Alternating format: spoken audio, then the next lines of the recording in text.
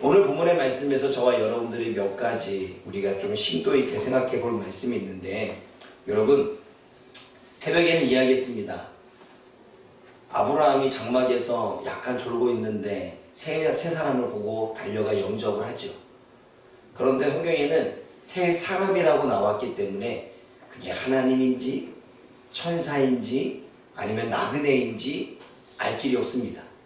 그런데 오늘 보게 되면 저녁 때 두 천사가 소돔에 이르는 걸 보게 되면 아브라함과 같이 있다가 소돔으로 갈 사람이 있죠. 그런데 그러면 그렇게 봤을 때는 또 천사잖아요. 근데 아까는 세 사람을 봤잖아요. 근데 지금 천사가 몇이에요? 그럼 하나는 어디 갔어?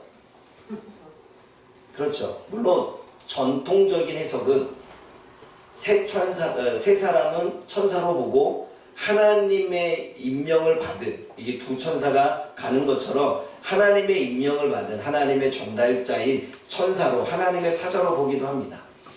그러나 저는 여러 가지 문맥을 보게 되면 이 세 사람이 이야기하다가 갑자기 하나님이 또 말씀하시고, 또 하나님이 사라에게 또 이삭을 주겠다 약속하시고, 그러다가 또 중간에 또 사라졌다 또 세 사람이 나타나고, 이렇게 되어지는 걸 봤을 때 과연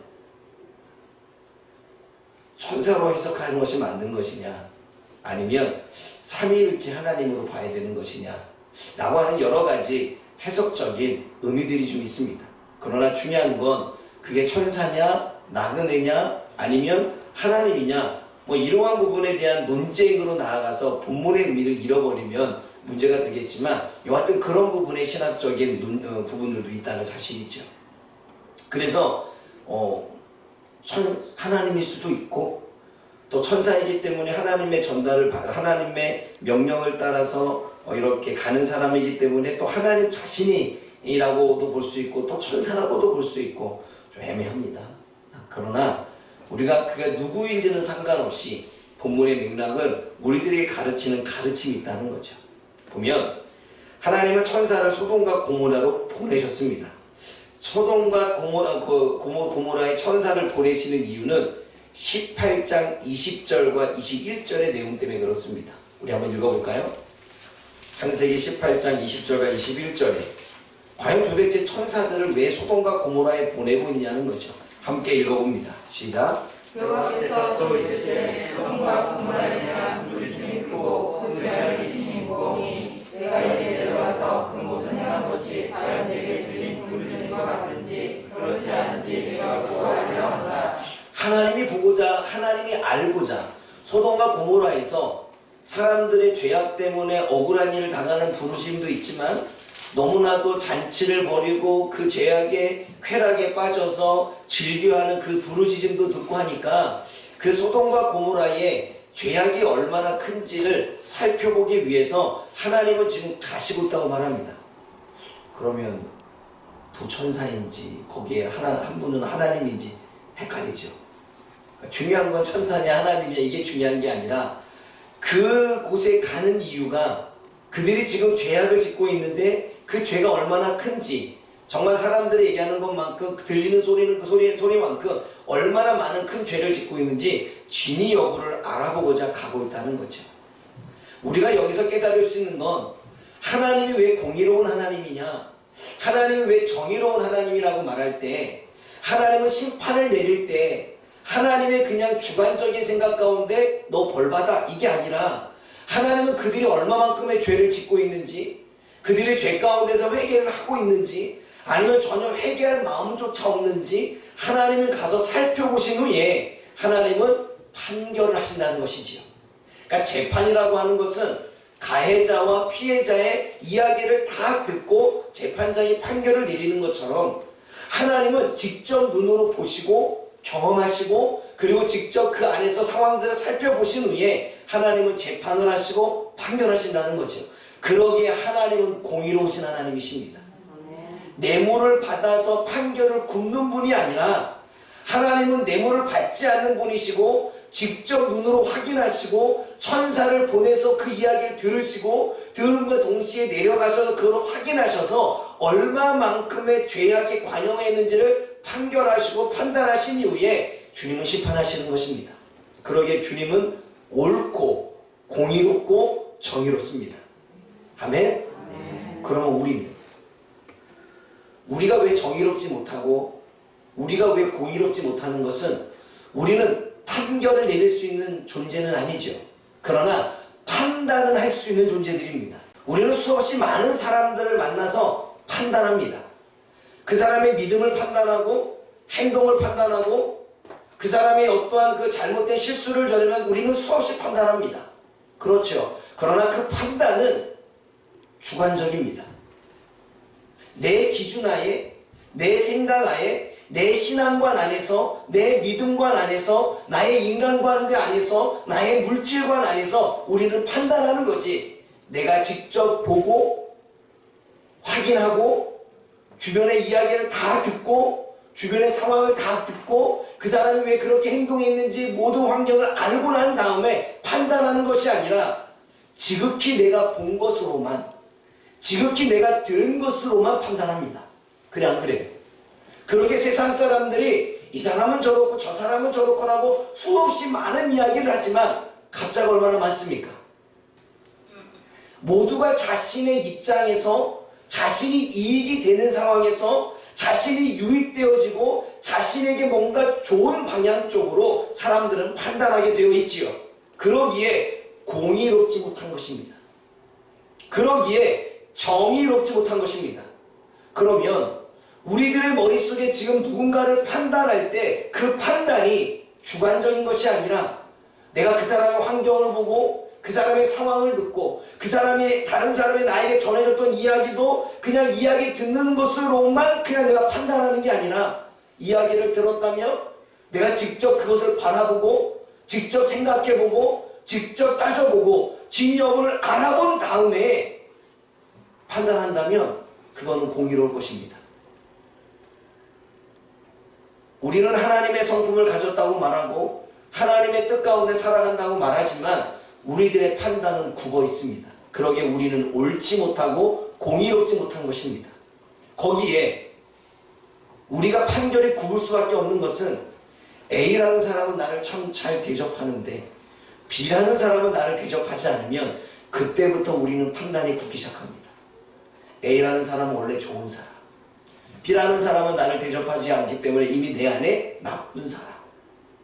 그러면 이 두 사람 가운데 A라는 사람이 아무리 잘못했어도 우리는 판결을 A라는 사람으로 굽어지기 시작합니다.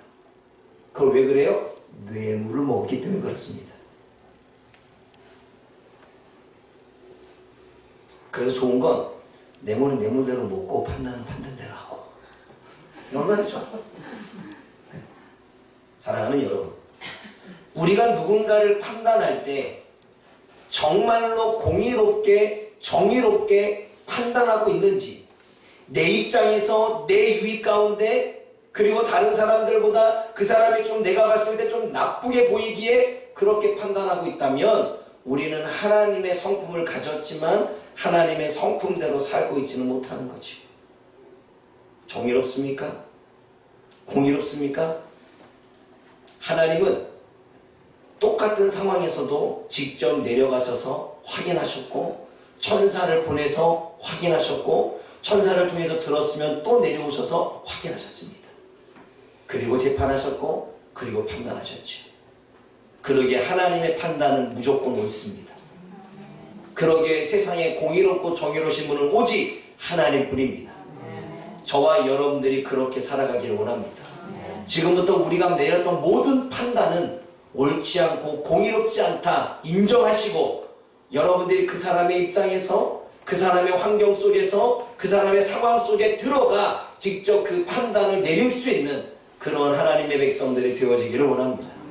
두 번째로 우리가 생각해 봐야 될 것은 여러분 왜 지금 롯은 오늘 해석을 보니까 일어나 영접하고 뭐 이런 부분을 봤을 때 좀 좋지 않게 평가를 내더라고요. 여러분 보세요. 그 당시에 소돔과 고모라에 이 성문에 앉아있는 것은 어떤 사람이 앉아있냐면 재판하는 사람, 상거래를 하는 사람, 뭔가 문제가 있어서 판결을 요구하는 사람 이러한 사람들이 성문에 앉아 있습니다.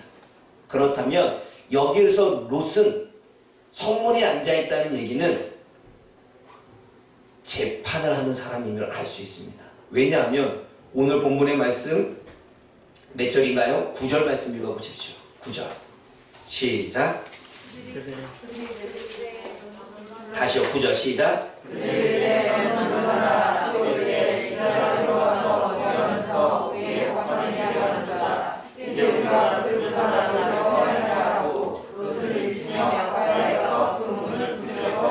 괜히 기록된 게 아닙니다.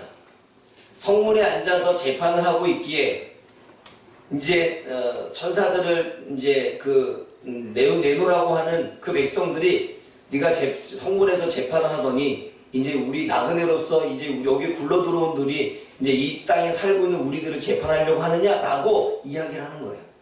그리고 재판까지 갔다는 얘기는 롯이 얼마만큼의 소돔과 고모라에서 지위를 가지고 있었는지, 그리고 얼마나 많이 노력했는지, 얼마나 부유했는지도 알 수 있습니다.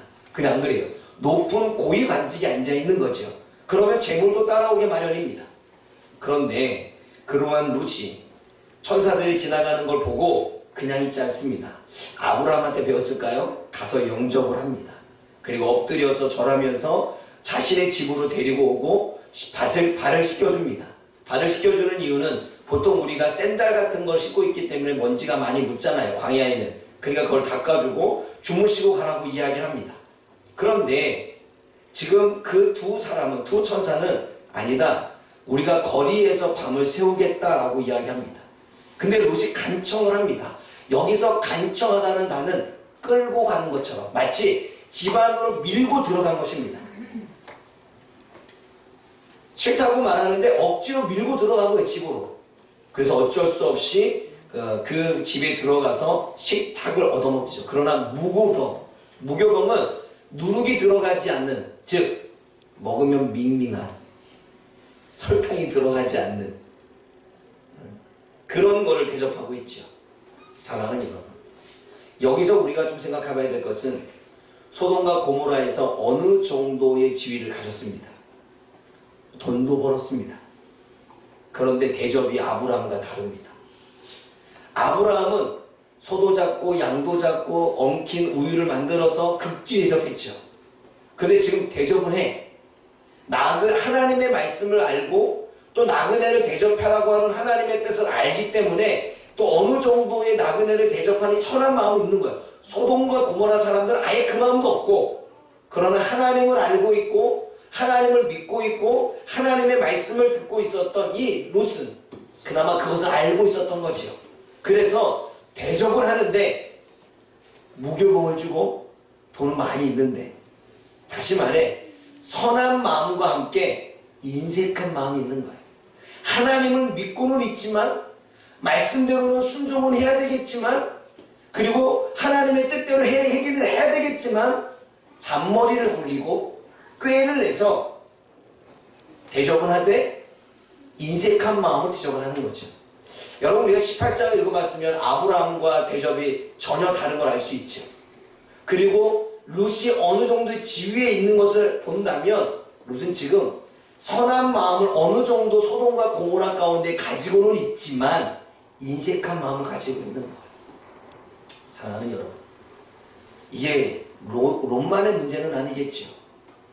저와 여러분들 이 땅에서 하나님을 알고 하나님을 믿고 있고 하나님을 섬기고 있고 하나님의 말씀을 잘 알고 있지만 선한 마음을 가지고 있지만 누군가에게 손을 필 때는 인색해. 뭐가 다릅니까? 아브라함은 극진히 대접을 하는데 아까모시 나그네처럼 그냥 형식적인 게 아니라, 하나님의 말씀을 형식적으로 행동한 게 아니라 정말 나그네를 극진히. 근데 여러분, 나그네를 극진히 대접하면 그 복을 하나님 앞에 받는 거예요. 그러니까 뭐냐면 대접은 해야 돼서 복은 받아야 되겠는데 아주 극진히 대접하면 너무 아까워. 그러니 꾀를 낸 거죠. 여러분, 우리가 신앙생활 이렇게 하고 있지는 않습니까? 하나님 앞에 복을 받기를 원해요. 하나님 앞에 수없이 많은 은혜를 받기를 원해요. 그런데 우리는 인색해. 하나님은 우리들의 기도를 들어주기를 원하고 하나님이 우리에게 물질의 복을 내려주시기를 원하고 하나님이 우리들에게 있는 모든 일들이 잘 풀려지기를 원하는데 남에게 베풀 때 우리의 마음은 너무 인색해. 남을 섬길 때 우리의 마음은 너무나 인색해. 남을 대접할 때 우리들의 마음은 너무나 인색하고 남을 존중할 때 우리의 마음은 너무나 인색한 모습을 보여주는 거죠. 그렇다고 하나님 모르는 것도 아니고 하나님의 말씀을 모르는 것도 아니고 사랑하는 여러분, 인색하면 하나님도 우리들에게 인색합니다. 하나님은 우리에게 행함대로 하시는 분이에요. 그래 안 그래요? 많이 나누면 많이 주십니다. 우리가 성경을 통해서 늘 이야기한 내용이잖아요. 하나님은 우리에게 이만큼을 맡겼는데 하나님이 맡긴 모든 것들을 인색하지 않게 나누기 시작하면 하나님은 잘했다 충성된 종아 더 주신다고 그랬잖아요. 그래 안 그래요? 그게 성경이에요. 그런데 우리는 이것을 수없이 말씀을 들었으면서 이 말씀을 우리의 삶에 어떻게 적용해야 될지를 몰라. 그래서 내 거는 쌓아두고 내가 먹을 거는 만들어 놓고 이걸 나누면 이것을 너무나 인색한 마음으로 행한다면 하나님은 우리들에게 주시는 것도 제한적으로 주시겠죠. 사랑하는 여러분, 인색함은 은혜 받지 못하는 마음이고 인색함은 우리의 기도를 닫게 만드는 마음이고 인색함은 하나님의 능력을 가지고 오지 못하는 마음입니다. 그러니까 대접할 때 아브라함처럼 대접하세요. 아멘. 아멘. 아멘. 그러면 하나님이 잘했다 칭찬하시며 하나님이 우리에게 복을 주시는 것입니다. 내가 하나님의 나라를 위해 썼고 영혼을 섬기는 일에 썼기에 하나님은 잘했다 하시며 채워주시는 것입니다. 이것이 하나님의 영적인 원리인 줄 믿습니다.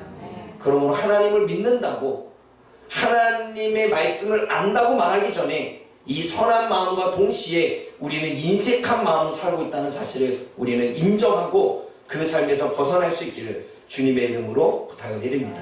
그런데 왜 집 안으로 데리고 들어갔을까요? 그것도 억지로 밀며. 롯은 알고 있었던 거예요.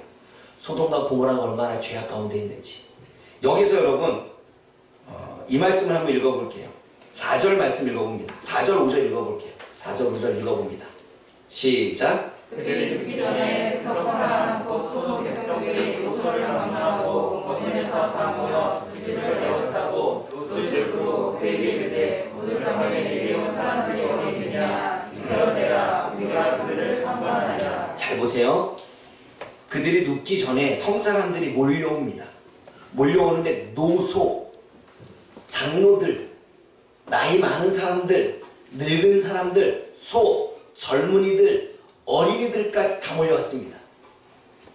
이거는 어린아이서부터 장년에 이르기까지 노년에 이르기까지 모든 사람이 다 죄 가운데 있었다는 거예요. 또 원근에서 몰려왔습니다. 멀리 있는 사람, 가까이 있는 사람 모두가 다 몰려왔다는 거예요.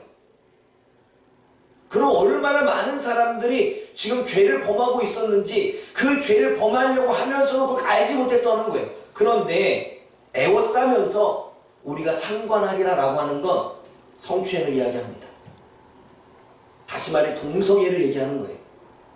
남자들이 왔는데 남자들이 몰려와서 우리에게 내보내라. 동성애 하겠다 이 말이에요. 그러니 이런 곳에 살고 있었던 롯은 너무나 잘 알고 있었던 거죠. 그들의 문화와 그들의 상황과 그들의 죄악상을. 그래도 하나님을 믿고 있기에 선한 사람이잖아요.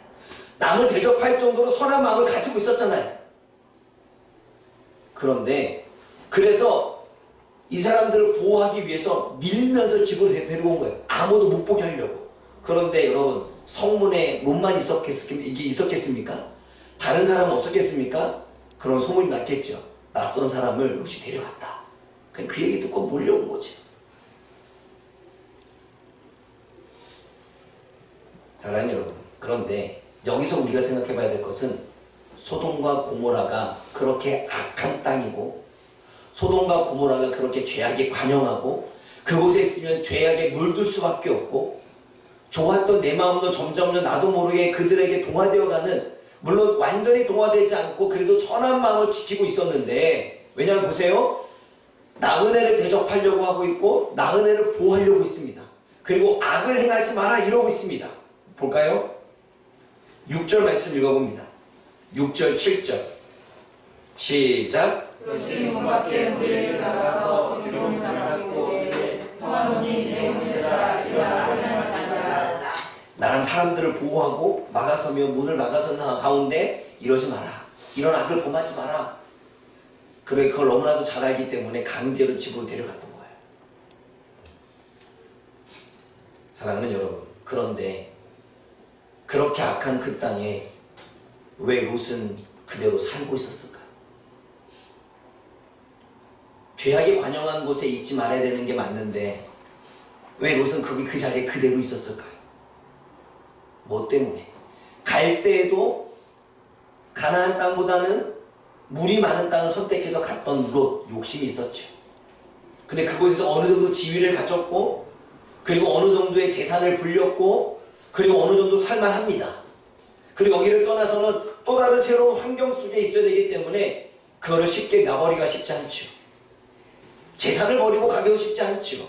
거기서 어느 정도 지위를 받고 인정을 받고 있는데 그 인정받는 것을 떠나서 다른 곳으로 간다는 건 말할 수 없죠. 그것이 그 물질관이 그로 하여금 자꾸 그 죄악 가운데 머물게 했던 거예요. 거기서 나는 유익이 있었고 거기서 나는 여러 가지 즐거움이 있었기에 쾌락이 있었기에 완전히 벗어나지 못했던 거죠. 우리는 그렇지 않습니까? 우리는 죄를 끊어내야 된다는 거 압니다. 그게 죄라는 것도 압니다. 그런데 우리가 끊어내지 못하는 이유는 거기서 오는 즐거움이 있기 때문에 그래요. 하나님이 우리에게 기뻐하지 않는 것이 무엇인지 압니다. 그것이 우리들에게 얼마나 무익한지도 압니다. 그러나 끊어내지 못하는 것은 그것이 나에게 쾌락을 주기 때문이에요. 죄는 그런 거예요. 죄는 쾌락과 죄는 즐거움과 죄는 욕심과 욕망과 뭐 이런 것들을 우리에게 주기 때문에 끊어내기가 쉽지 않아요. 그래서 롯과 같이 결단하지 못한 채 여전히 그 생활 가운데 살고 있는 거죠. 그러나 그것이 아니라는 걸 안다면 단절하고 이사를 갔어야 합니다.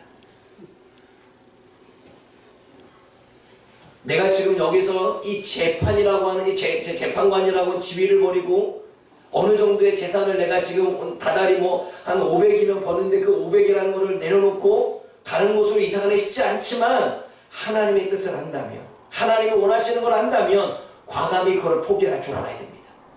그게 결단이지요. 그게 새로운 삶이지요. 그러면 하나님이 그냥 있겠습니까?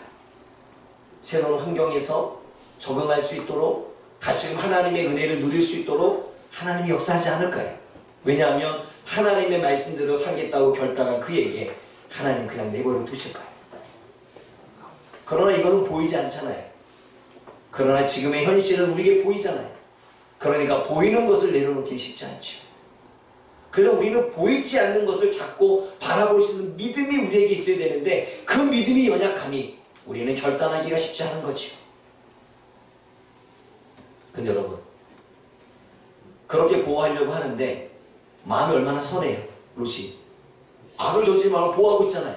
그런데 마음은 선한데 말씀을 옳게 분별하지 못하고 하나님의 뜻도 온전하게 분별하지 못해요. 두 사람을 보호하고자 자기 두 딸을 어때요? 나에게 아직 남자를 알지 못하는 두 딸이 있으니 이 두 딸을 줄 테니 이와 성추행을 하고 이 사람 나그네들은 보호해달라. 하나님이 그걸 원하셨을까요? 그게 성경적인 가치관일까요? 롯은 하나님을 믿고 있었고 하나님을 알고 있었고 또 아브라함을 통해서 하나님의 말씀도 듣고 있었지만 그는 분별력이 없었습니다. 분별력이 없기에 그게 선한 행동인 줄 알고 자신의 두 딸도 영혼이지만 그 두 딸을 그냥 그렇게 놔버리는 또 다른 죄악 가운데 그러한 마음을 갖고 있죠. 분별력이 없어서입니다. 물론 롯의 행동은 두 사람을 보호하기 위한 선한 행동입니다. 그러나 그 선한 행동이 또 다른 악을 행하는 일이 벌어진다는 거죠. 또 볼까요? 두 사람을 보호하는 것은 롯에게는 선한 일입니다. 그냥 그래요. 그런데 이들이 온 이유가 뭐예요? 하나님의 명령을 받고 왔습니다. 그 명령은 뭐예요? 소돔과 고모라가 정말 죄악 가운데 있는지를 확인하라는 거였습니다. 그런데 내가 길거리에서 밤을 새우며 이들이 얼마나 죄악 가운데 있는지를 확인하려고 하는데 자꾸 집으로 들어오래. 그러니 하나님의 뜻이 어때요? 하나님의 일에 방해가 되는 거예요. 하나님의 뜻은 소돔의 죄악상을 바라보고 그것을 가지고서 오기를 원하시는 게 하나님의 뜻인데, 롯은 하나님의 뜻을 모르고 분별력이 없고 하나님이 뭘 원하는지를 알지 못하니 영적인 감각이 무감각하니 물질적인 것에 빠져 있으니 현실에 있는 그 문제에 녹아져 있으니 온전히 깨닫지 못하고 그냥 선한 마음 가운데 두 사람을 보호하는 것이 하나님의 뜻이라고 생각했어요. 엄밀히 말해서는 선한 마음으로 좋은 일을 한 거지만 하나님의 입장에서는 하나님의 뜻에 불순종한 겁니다. 그의 선한 행동이 하나님의 일을 방해하고 있고 그의 선한 행동이 또 다른 악행을 범하고 있는 거죠. 이것은 분별력이 없어서입니다. 그래서 사도 바울은 항상 믿음의 사람들이 하는 이야기가 깨어 근신하라, 영적으로 깨어 있으라고 말합니다. 아무리 그게 좋은 일을 하기라 할지라도 누군가에게는 그게 좋지 않은 일일 수 있는 거죠. 누군가에게는 그게 선한 일이라 할지라도 그게 하나님의 뜻과는 반대일 수 있다는 것입니다. 내가 누군가를 섬기는 것이 그게 옳고 선한 일이지만 하나님은 그 영혼을 고난 가운데, 물질의 어려움 가운데 하나님은 뭔가 훈련시키기 위한 것이지만 우리는 그것을 알지 못하니까 돕는 것이 옳다고 여겨서 돕는다면 하나님이 그 영혼이 고난을 통해서 깨닫기를 원하는 그 마음이 있지만 우리는 방해를 하는 거죠. 그래 안 그래요? 그래 안 그래요? 그래서 우리가 누군가를 섬기는 것도 기도해야 되죠. 하나님, 내가 이 사람을 도와주는 게 맞습니까? 라고 하는 무릎을 꿇어야지요. 그래서 분별력이 얼마나 중요한지 우리는 알아야 됩니다. 늘 깨어서 사는 것이 얼마나 중요한지 알아야 됩니다. 다 착한 마음으로 선한 일을 한다고 해서 그게 다 옳은 게 아니라는 거죠. 가장 옳은 것은 하나님의 뜻대로 행하는 게 옳은 것입니다. 가장 옳은 것은 하나님이 명령하신 것에 순종하는 게 옳은 것입니다. 이해되지 않아도, 상식선이 맞지 않아도, 내 생각과 맞지 않고 이 세상의 문화와 맞지 않아도 그게 하나님의 뜻이라면 순종하는 것이 가장 옳은 것입니다. 그런데 우리는 그것보다는 자꾸 우리들의 생각 가운데 이건 선한 거라고 하는 생각 가운데 하나님의 뜻과는 상관없이 행할 때가 너무나 많습니다. 그리고 나서 일이 꼬여도 내가 선한 일을 했는데 왜 일이 꼬이지? 어찌 하나님 나한테 왜 이럴 수 있습니까? 라고 우리는 하나님 앞에 반문하지. 우리가 하나님의 일을 방해하고 있는 걸 생각하지 못합니다. 심오한 말씀이 이 안에 담겨져 있는 거예요. 사랑하는 여러분, 이들을 한마디로 소돔과 고모라 사람들을 상태를, 영적인 상태를, 그리고 롯도 영적인 상태를 한마디로 표현하는 게 바로 11절의 이야기입니다. 11절 말씀 읽어봅니다. 시작. 눈깎이의 그들을 예수를 막론하고 그 눈을 어떻게 하니 그들의 눈을 찾느라 보내되라. 눈을 어둡게 했어요. 물론 지금 현실에 우리가 보는 눈을 어둡게 해서 더 이상 두 사람을 찾지 못하고 롯을 찾지 못하도록 만들었지만 실질적으로 소돔과 고모라의 모든 영혼들, 남녀노소 원근 갇혀있는 모든 사람들의 눈이 어두워서 영적인 깨달음이 전혀 없는 거예요. 자신들이 악을 행하면서 악인지도 모르는 거예요. 또 한 가지, 롯도 하나님을 믿고는 있지만 하나님의 말씀을 어느 정도는 알고 있지만 눈이 어두워서 영적이 가려져서 자기는 선한 일을 하고 있지만 하나님의 일에 방해가 하고 있다는 사실을 알지 못하는 거예요. 혹시 우리가 그러고 있지는 않습니까? 그래서 여러분, 신앙생활 한다는 게 쉬운 게 아니에요. 왜 분별력이 필요한지 우리는 깨달아야 됩니다. 그러므로 저와 여러분들이 어두워진 영적인 눈을 열 수 있는 은혜가 있기를 원합니다. 그래야 하나님의 말씀을 볼 때에 이 말씀이 정말 어떠한 의미를 가지고 있는지를 볼 수 있는 것입니다. 그리고 우리가 기도할 때에 하나님이 지금 나에게 무슨 말씀을 하시는지를 알 수 있는 것입니다. 우리는 하나님을 섬기고 있고 하나님을 믿는다고 말하지만 얼마나 많은 악행을 저지르고 있으면서 그것을 우리가 하나님의 뜻이라고 이야기합니다. 그리고 하나님의 은혜가 아닌데 우리는 하나님의 은혜 때문이야 라고 고백하는 거 너무나 많습니다. 왜요? 분별할 여기 없으니. 왜요? 하나님의 뜻을 모르니. 사랑하는 여러분, 어두워진 우리의 영적인 눈을 뜨기를 원합니다. 지금 여러분들의 현실과 상황 가운데 있는 모든 환경을 영적인 눈을 열어 볼 수 있기를 원합니다. 그래서 하나님이 그 환경을 통해 나에게 지금 무엇을 말씀하시는지 영적인 귀가 열려 듣기를 원합니다.